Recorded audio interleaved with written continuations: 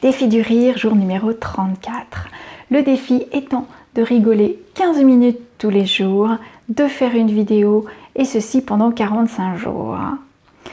Un enfant rigole entre 300 et 400 fois par jour.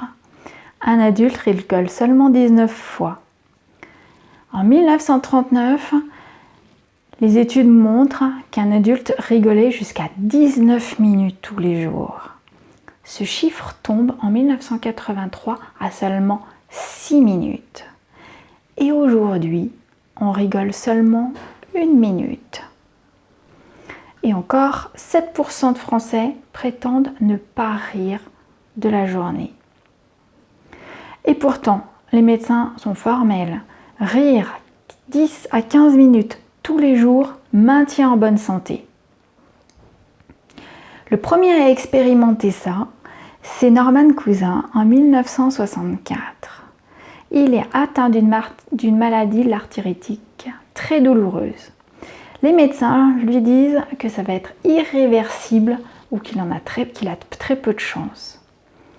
Il décide de s'isoler et de se soigner par le rire et la pensée positive. Les seules choses qu'il met en place, c'est de regarder des films comiques aussi souvent qu'il le peut et d'ingérer beaucoup de vitamine C. Il constate assez rapidement que 30 minutes de visionnage d'un film comique lui permet d'avoir 2 heures de repos sans douleur. Et au bout de seulement 6 mois, il est complètement guéri.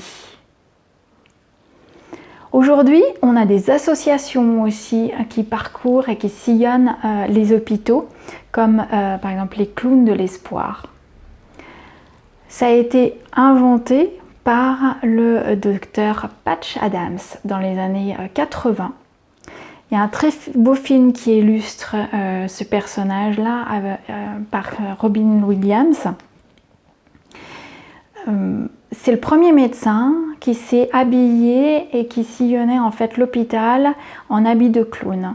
Il avait découvert qu'avec l'humour et avec le rire, ça détendait ses patients, ça les déstressait et ça leur permettait de se guérir bien plus vite et bien mieux. Riez, restez en bonne santé. À demain!